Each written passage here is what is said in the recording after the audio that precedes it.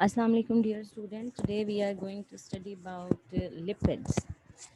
Lipids, I have already told you that it is a macronutrient. ये हमारी body में सबसे मतलब हमें ज़्यादा मिकदार में चाहिए होता है, लाइक प्रोटीन एंड कार्बोहाइड्रेट। अच्छा, अब फैट का, बॉडी फैट का नाम तो सबने सुना होगा। इट्स बेसिकली जो ज़्यादा लिपिड्स में, लिपिड्स एक्चुअली ऐसे कंपाउंड्स को बोलते हैं which are not soluble in water.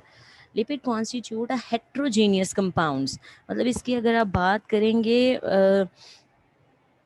Structure की, कॉम्पोजिशन की, कि ये किन चीज़ों से मिलकर बना है, तो ये थोड़ा सा डिफरेंट होता है। मतलब अगर आप बात करते हैं फास्फोलिपिड्स की, वो और चीज़ है, स्फिंगोलिपिड्स और चीज़ है, स्टीरोल्स और चीज़ है, फैटी एसिड्स एंड फैट्स और चीज़ है, वैक्सीज और चीज़ है। इनकी केमिकल कॉम्पोजिशन ही डिफरेंट है, इसलिए हम इनको इसकी फ़िज़िकल प्रॉपर्टी की बेस के ऊपर जो है वो डिफ़ाइन करते हैं कि the heterogeneous compounds which related by their physical properties, that is कि ये पानी में हल नहीं होते। इसके अलावा ये soluble in non polar organic solvents, ठीक है, जैसे अल्कोहल है, ईथर है, बेंजीन है, क्लोरोफॉर्म है, एसीटोन है, इनमें हल हो जाते हैं। बहुत इम्पॉर्टेंट डाइटरी कॉन्स्टिट्यूएंट हैं, मतलब खाने का बहुत इम्पॉर्टेंट पार्ट है। बहुत हाई एनर्जी वैल्यू होता है, जैसे कि एक ग्लूकोज का मॉलिक्यूल जो है 3.75 किलो कैलोरीज एनर्जी देता है। एक प्रोटीन का मॉलिक्यूल जो है वो 1 ग्राम प्रोटीन जो है 1 ग्राम प्रोटीन जो है वो देती है हमें 4 किलो कैलोरी एनर्जी। जबकि एक फैट का 1 ग्राम फैट जो है, ये 1 ग्राम फैट और ऑयल है, वो हमें देते हैं 9 kilo calorie energy, which is almost more than double. अच्छा जी, इसमें लिपिड्स में कौन कौन से कॉन्स्टिट्यूएंट आ जाते हैं? फैटी एसिड्स हैं, फैट ट्राइग्लिसराइड, फैटी एसिड से मिलकर जो है वो ट्राइग्लिसराइड्स बनते हैं, वो हम आगे देख लेंगे। फास्फोलिपिड्स है, स्फिंगोलिपिड है, स्टीरोल है, वैक्सीज है, ग्लाइकोलिपिड। हम इनको क्यों स्टडी करते हैं, ये फास्फोलिपिड, स्फिंगोलिपिड, स्टीरोल, वैक्सीज?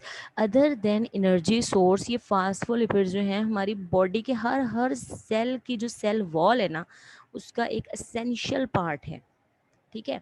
इसी तरह ये जो स्टीरोल्स हैं, हमारे बहुत सारे हार्मोन्स जो हैं, ख़ास तौर पे जो फर्टिलिटी हार्मोन्स हैं, वो सारे के सारे स्टीरोल्स हैं। इसके अलावा वैक्सीज, हमारी जो स्किन के ऊपर एक बारीक सी ऑयल की लेयर प्रेजेंट होती है, दैट इज़ बेसिकली वैक्स। इस तरह ग्लाइकोलिपिड जो हैं, ये हमारी बॉडी में बड़ा इंपॉर्टेंट रोल प्ले करते हैं। ग्लाइकोमीन ग्लूकोज, और लिपिड मीन लिपिड, यानी वो लिपिड्स जिनके साथ जो है वो कार्बोहाइड्रेट्स अटैच होते हैं, वो लाइपोप्रोटीन वो होती हैं, वो प्रोटीन जिनके साथ लिपिड्स। इस तरह बहुत ज़्यादा इंपॉर्टेंट डाइटरी कॉन्स्टिट्यूएंट हैं हमारे पास। मिल्क के अंदर लाइपोप्रोटीन प्रेजेंट होती हैं, यानी जो फैट मॉलिक्यूल हैं वो प्रोटीन के साथ अटैच होते हैं, तो उनको लाइपोप्रोटीन कहते हैं, राइट। नेक्स्ट है हमारे पास फैट्स। अच्छा, अब अगर हम स्पेसिफिकली फैट्स एंड ऑयल्स की बात करें, जो कि हम उन्हीं की बात करेंगे यहाँ पर, तो वो क्या हैं? जैसे पीछे हमने बात की थी कि carbohydrates are polyhydroxy aldehydes and ketones. Proteins की बात की थी कि दे आर नाइट्रोजनस कंपाउंड्स, ये नाइट्रोजनस कंपाउंड्स हैं, जिसमें एक तरफ कार्बोक्सिलिक ग्रुप और दूसरी तरफ अमाइन ग्रुप प्रेजेंट होता है। इसी तरह अगर हम बात करेंगे फैट्स की, तो fats are esters of saturated और unsaturated fatty acid with glycerol. Glycerol एक शुगर है जिसके अंदर 3 OH जो है वो बॉन्ड प्रेजेंट होते हैं। फैटी एसिड प्लस ग्लिसरॉल को हम ग्लिसराइड बोलते हैं, ग्लिसराइड, ठीक है। अगर एक फैटी एसिड और ग्लिसरॉल मालिक्यूल होगा तो उसको कहेंगे monoglyceride.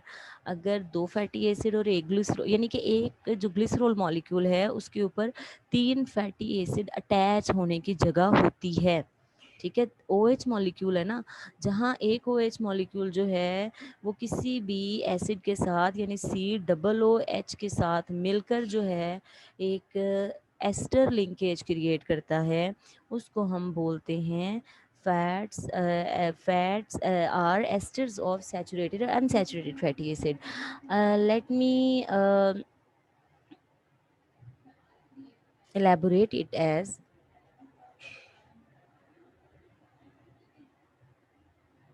CH3OH, sorry, this is CH2, CHOOH, H, CH2OH।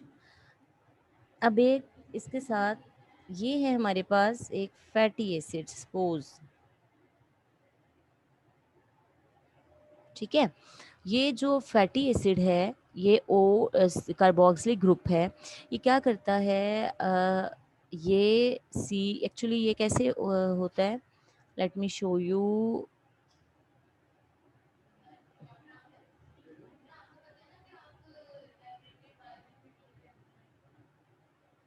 Okay, ये ऐसे होता है ओ,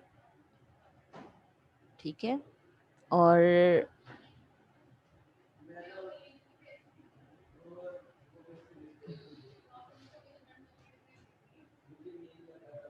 ठीक है, COOH। तो क्या होता है कि ये OH और ये H, सॉरी एस्टर्स में नॉर्मली ये होता है कि जो कार्बोक्सिलिक जो एसिड है उसका H होता है और इसका एनी हाउ जो भी है। तो ये क्या होता है, ये एक बॉन्ड बन जाता है जो कि हमारे पास अगर मैं बताऊं आपको, ये वाटर के रिलीज के साथ यहाँ पर एक ऐसे बॉन्ड बनता है,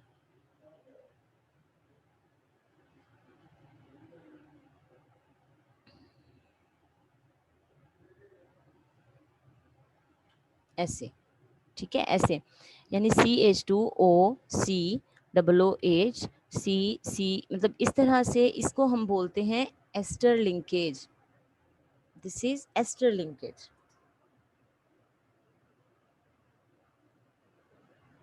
ये वाला जो है, ठीक है। ये इस तरह दूसरी कार्ब यहाँ पर दूसरा अटैच होगा इसके साथ COO, ठीक है। ये डाइसेक्राइड डाइग्लिसराइड होगा, इसके साथ तीसरा अटैच होगा तो वो ट्राइग्लिसराइड हो जाएगा। आई होप आपको समझ आ गई हो। अगर नहीं समझ आई तो मैं आपको जो है इसकी एक्सप्लेनेशन जो है वो दे दूंगी when I will come online in interactive session, ठीक है। यानी fatty acids and oils are basically mixture of triglyceride. जितने भी फैट्स एंड ऑयल्स जो हैं वो ट्राइग्लिसराइड्स का मिक्सचर होते हैं। Fatty acids vary with respect to their size, number and position of double bond found in the molecule. अब ये जो इनमें ग्लिसरॉल मॉलिक्यूल जो है वो तो सेम रहता है, ठीक है। अब फैट्स एंड ऑयल्स जो आपस में चेंज होती हैं, किसी भी फैट एंड ऑयल में डिफरेंस क्या है, वो होते हैं उसके फैटी एसिड्स, ठीक है। अब अगर फैटी एसिड में लॉन्ग चेन है यानी 2 कार्बन एटम हैं, तो वो जो है और तरह का फैटी एसिड होगा। अगर 3 कार्बन एटम है फैटी एसिड में, वो और तरह का होगा। 4 कार्बन एटम है वो और तरह का होगा। 8 है और तरह। फिर अगर उसमें एक डबल बॉन्ड होगा तो उसका केमिकल बिहेवियर और होगा। 2 होंगे और होगा, 3 होंगे और होंगे। अगर तीनों फैटी एसिड सेम होंगे तब इनका बिहेवियर और होगा। अगर तीनों फैटी एसिड्स में डिफरेंस होगा तब बिहेवियर होगा। तो ये बहुत डिफ्रेंशिएट करते हैं फैटी एसिड्स, ठीक है। Classification by the number of carbon atoms, short chain जो होते हैं C4 से C6 जो कार्बन एटम जिसमें 4 से 6 कार्बन एटम होते हैं उनको शॉर्ट चेन बोलते हैं। जिसमें 8 से 12 होते हैं वो मीडियम चेन होते हैं, और 12 से ज़्यादा होते हैं जिस फैटी एसिड के कार्बन एटम उसको हम लॉन्ग चेन कहते हैं। क्लासिफिकेशन बाय न्यूट्रिशनल रिक्वायरमेंट दो तरह के होते हैं। इसेंशियल होते हैं लिनोलिक एंड लिनोलिनिक, जो हमारी बॉडी में बेहद ज़रूरी होते हैं, ठीक है। असेंशियल में हमारे पास लिनोलिक और लिनोलिनिक, लिनोलिक और लिनोलिनिक ये दोनों C18 हैं, यानी 18 कार्बन एटम होते हैं इसके अंदर। लिनोलिक के अंदर जो है वो 2 डबल बॉन्ड होते हैं, लिनोलिनिक के अंदर 3 डबल बॉन्ड होते हैं, ठीक है। और पामेटिक स्टीरिक ओलीक, ओलीक में एक डबल बॉन्ड होता है।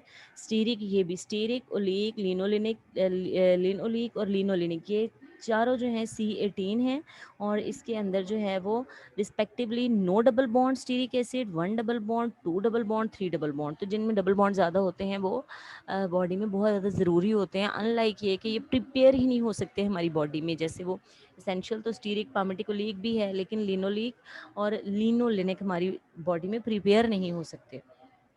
That's why they are called as essential. Saturation की बेस के ऊपर अगर हम डिवाइड करते हैं तो सैचुरेटेड जो होते हैं उनमें कोई डबल बॉन्ड नहीं होता, और उनका जनरल फार्मूला होता है CH3 CH2N, ठीक है। ये हमारे पास ये CH2, उसके बाद COOH, ये हमारा कंप्लीट फैटी एसिड का जो है वो तो N का मतलब है 2 से लेके 24 तक जा सकते हैं। मतलब अगर आप यहाँ पर N24 लिखें तो इसका मतलब जो है ये है कि C24 को हाइड्रोजन, इस हाइड्रोजन को 24 से मल्टीप्लाई करें, ठीक है, तो ये बन जाएगा तकरीबन 84,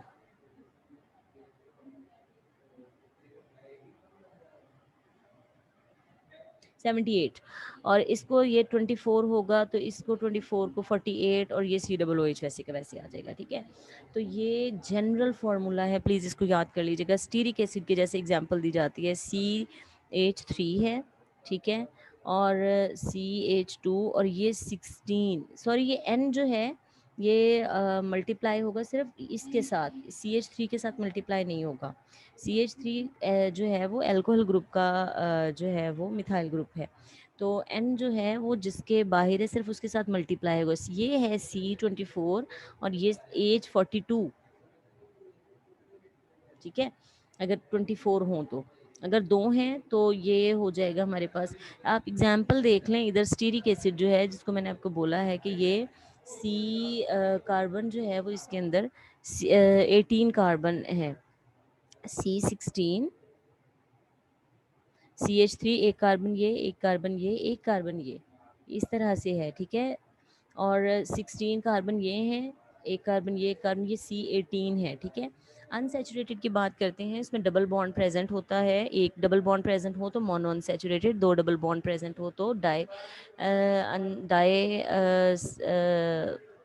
अनसैचुरेटेड, और फिर so on poly unsaturated. Poly unsaturated fatty acids जो हैं उसकी बात करते हैं हम, लिनोलेनिक, इसमें 3 से अनसैचुरेटेड, मतलब इसकी सैचुरेशन ये है कि इसमें अनसैचुरेशन ये है कि इसमें 3 डबल बॉन्ड होते हैं, ठीक है। एक जो है वो थर्ड, ये तीसरे कार्बन पे, एक दो, तीसरे कार्बन पे 1 2 3, फिर तीसरे पे 1 2 3, फिर तीसरे पे, इस तरह से। प्रॉपर्टीज़ क्या हैं, सैचुरेटेड फैट्स जो हैं वो सॉलिड होती हैं एट रूम टेम्परेचर, जैसे घी वगैरह। ऑयल्स जो हैं वो इसके अंदर अनसैचुरेटेड फैटी एसिड्स होते हैं, वो लिक्विड होती हैं रूम टेम्परेचर के ऊपर। Saturation of the unsaturated fatty acid by hydrogenation convert liquid oil into the hard fat.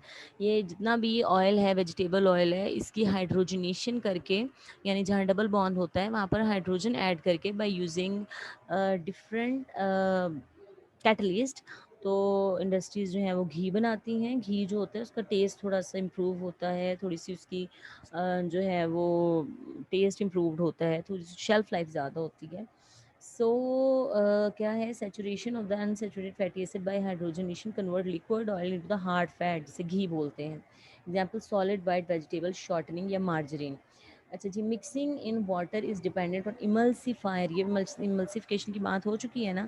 ये प्रॉपर्टीज़ बता रहे हैं ना कि पानी में कितना खल होता है, ये डिपेंड करता है कि आपने इमल्सीफायर यूज़ किया है या नहीं। मिल्क जो है फैट इनटू वाटर इमल्शन है, ठीक है, और या oil into water, OW emulsion.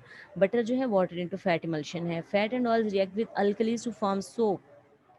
ये तो आपने एफएससी में पढ़ा होगा कि जब ये फैट्स एंड ऑयल्स हैं, इनको अल्कलीज के साथ जो है वो रिएक्ट कराया जाता है, एसिड है ना इसके अंदर बेसिकली, तो ये स्पोनिफिकेशन का अमल होता है, सोप बनाती हैं।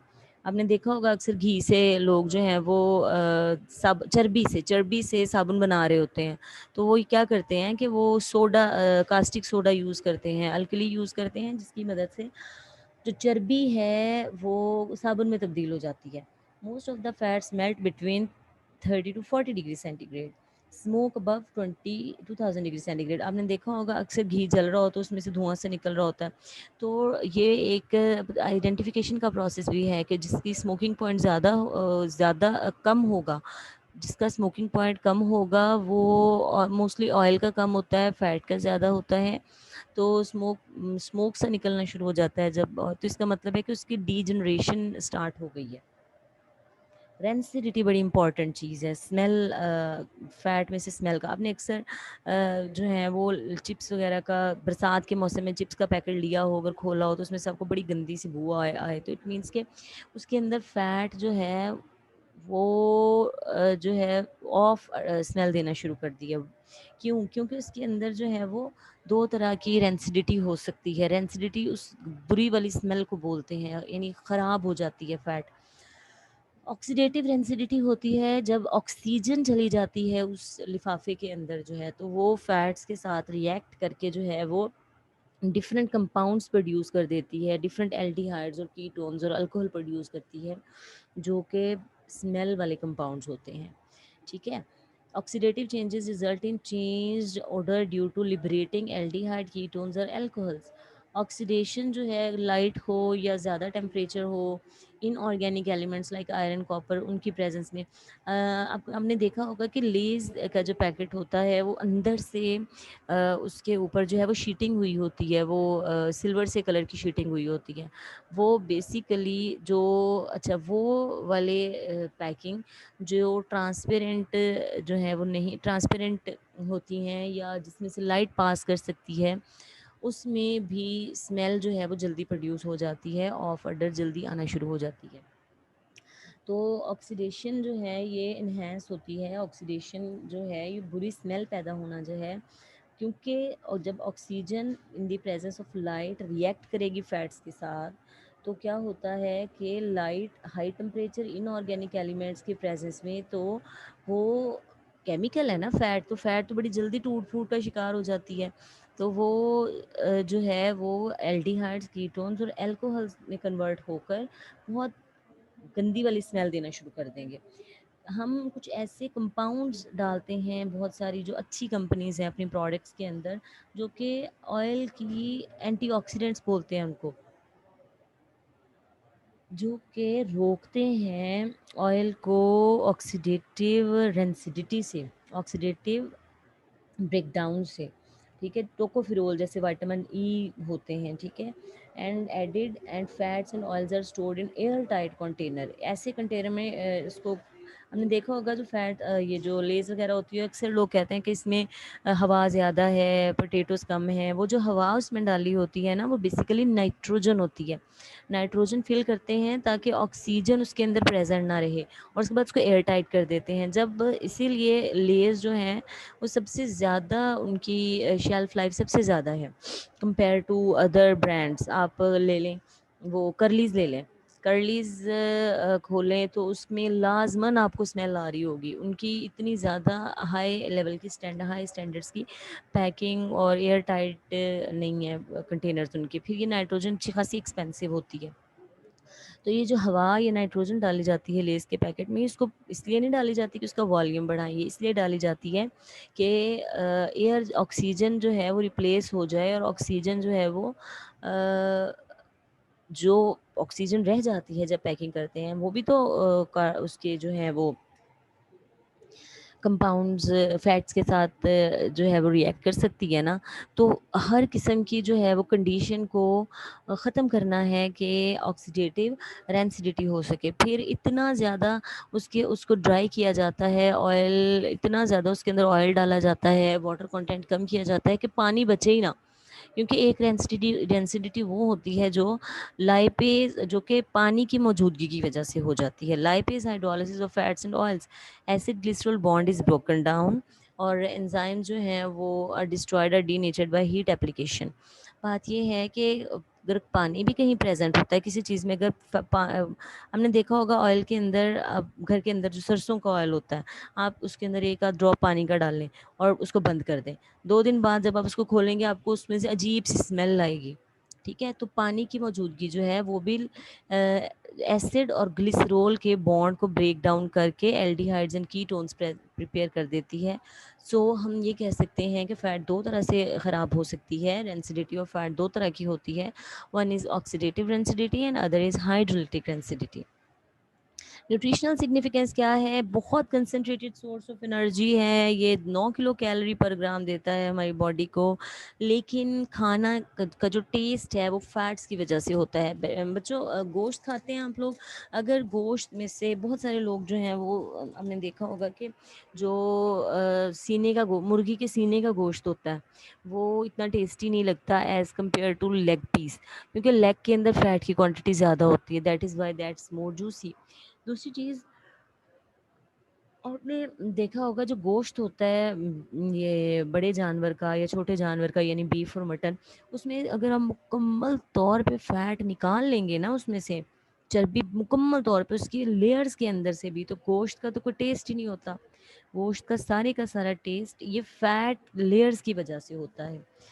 तो खाने की जो जायका है, पैलेटेबिलिटी, यानी खाने का लजीज होना जो है वो ऑयल की वजह से होता है घरों में। इसीलिए ऑयल या घी के अंदर चीज़ जो है वो प्रिपेयर की हो तो वो ज़्यादा पसंद की जाती है।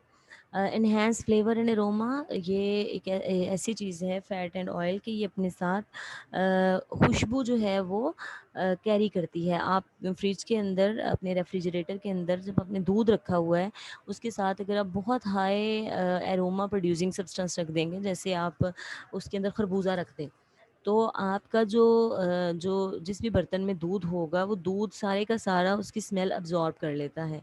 वो दूध नहीं, वो एक्चुअली मिल्क फ़ैट है जो अब्जॉर्ब करती है। तो कोई भी फ़ैट जहाँ पर ज़्यादा होगी वहाँ पर फ्लेवर और एरोमा भी ज़्यादा होगा। फैट सॉल्युबल विटामिन, 4 किस्म के विटामिन हैं जो हमारे जिस्म के अंदर जो हैं वो ज़रूरी हैं, जिसमें विटामिन ए है, विटामिन ई है, विटामिन के है और विटामिन डी है। ये चारों विटामिन हमारी जिसमें फ़ैट है उसके साथ हमारे बॉडी के अंदर सिमुलेट होते हैं। अगर फ़ैट नहीं होगी तो ये बॉडी के अंदर जाएंगे नहीं, इस्तेमाल ही नहीं होंगे। तो साबित ये हुआ कि फ़ैट भी हमारी बॉडी में उतनी ही ज़रूरी है जितने कार्बोहाइड्रेट्स और प्रोटीन ज़रूरी हैं। ग्रोथ, रिप्रोडक्शन, स्किन इंटेग्रिटी, हमारे स्किन जो है वो सैगिंग हो जाती है अगर फैट बिल्कुल ही कम ख़त्म हो जाए। सेल मेम्ब्रेन की मेंटेनेंस, जैसे मैंने बोला था, फास्फोलिपिड्स जो हैं वो आपकी सेल मेम्ब्रेन का एक अहम जुज़ है। Store in the form of adipose tissue to insulate and protect internal organs, maintain body temperature। आपने कुर्बानी का जानवर के जो हैं गुर्दे और जिगर के इर्द गिर्द फैट डिपोजिशंस देखी होंगी। आपकी बॉडी के अंदर ये एडिपोज टिश्यू के अंदर स्टोर हो के आपके ऑर्गन्स को बारीक सी लेयर के साथ प्रोटेक्ट करते हैं, ताकि आपका आपके जो वाइटल ऑर्गन्स है ना, आपका दिल, आपका जिगर, आपके गुर्दे जो हैं वो आपके एनवायरमेंटल टेम्परेचर जो है उसके साथ उससे लीस्ट इफ़ेक्टेड हों। ठीक है, तो इंसुलेट करते हैं आपकी बॉडी को, आपके बॉडी टेम्परेचर को मेंटेन करते हैं, रिज़र्व एनर्जी सोर्स है आपकी बॉडी के अंदर।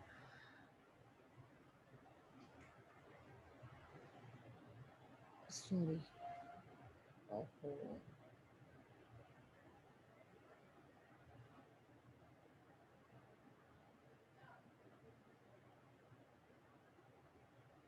सोर्सेज हैं हमारे पास एनिमल्स में, एनिमल फैट है, बटर है, घी है, वेजिटेबल में vegetable oil, oil seed nuts हैं। नेक्स्ट के बाद हमारे पास आ जाते हैं माइक्रो न्यूट्रिएंट जो हैं। उनमें हमारे पास दो तरह के होते हैं माइक्रो न्यूट्रिएंट्स। वो होते हैं जो हमारी बॉडी में दो तरह के कॉन्स्टिट्यूएंट होते हैं, एक विटामिन है, एक मिनरल है, यानी कि स्मॉल क्वांटिटीज़ में रिक्वायर्ड होते हैं। विटामिन जो है ये भी हेट्रोजीनियस ग्रुप्स हैं, ठीक है, ग्रुप ऑफ, लेकिन हम इनको जानते हैं कि हमारी बॉडी में कितने ज़्यादा इम्पॉर्टेंट हैं, इनकी वाइटैलिटी कितनी है।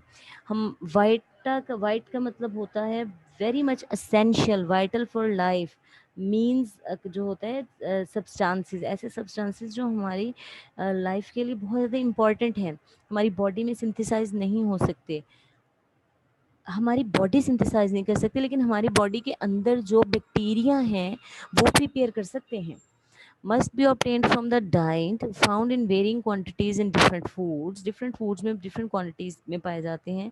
किसी भी एक खाने के अंदर तमाम विटामिन नहीं हो सकते।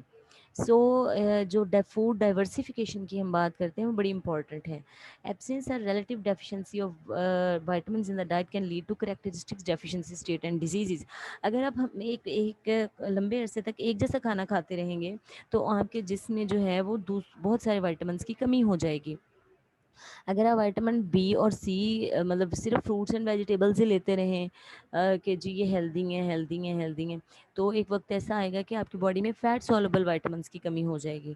तो फ़ैट लेनी भी उतनी ही ज़रूरी है जितने के सब्जियां और फल। यानी हर चीज़ जो है वो हमारे नबी पाक सल्लल्लाहु अलैहि वसल्लम का जो है वो उनके उसवा हसना को अगर देखें तो उनकी मुबारक ज़िंदगी में यही असूल कारगर रहा है कि जो है एतदाल जो है वो मॉडरेशन जो है एतदाल पसंदी, कि आपने जो है वो हर चीज़ खानी है लेकिन एतदाल के साथ, तभी आपको आपके जिस्म की तमाम जो ज़रूरियात हैं वो पूरी हो सकेंगी।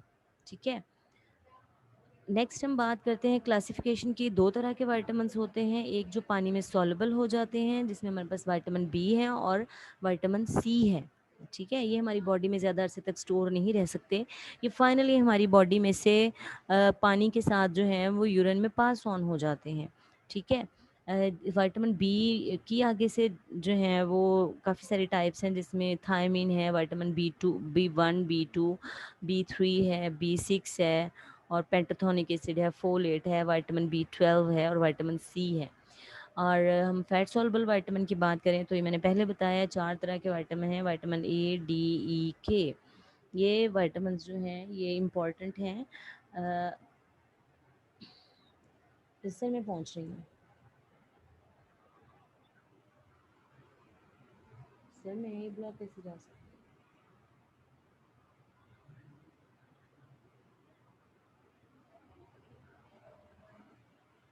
चले मैं आती हूँ। ओके। फैट सॉल्युबल की बात होगी। Fat soluble vitamins are stored in appreciable amounts in body tissues and do not have to be supplied daily in the diet. Uh, ये क्लासिफिकेशन है vitamins water soluble, fat soluble, इसमें non B complex है जिसमें ascorbic acid and vitamin C है। B complex की बात करें तो ये विटामिन एनर्जी रिलीजिंग है, यानी हमारे मेटाबॉलिज्म में बहुत हेल्प करते हैं। Thiamine, riboflavin, niacin, biotin and pantothenic acid, ये बेसिकली जो हमारा ग्लाइकोलिसिस, क्रेब साइकिल और एनर्जी रिलीज का प्रोसेस है, मेटाबॉलिज्म का प्रोसेस है, उसमें हेल्पफुल ये हैं। हिमेटोपियोटिक, ये वो विटामिन्स हैं जो हमारे खून बनाने के लिए बहुत ज़रूरी हैं हमारे बॉडी में। और ये विटामिन जो हैं ये दूसरे पायरोक्सिन बेसिकली विटामिन बी 5 हैं और ये बहुत इम्पॉर्टेंट है in preparation of different in performing many kind of body reactions. Fat soluble vitamins की बात करते हैं। वी विल अच्छा ये तमाम विटामिन्स हम नेक्स्ट लेक्चर में कवर करेंगे। और thanks for today's lecture and अभी आप देखें और फिर इंटरेक्टिव सेक्शन में जो भी सवाल हो वो मुझसे पूछिएगा।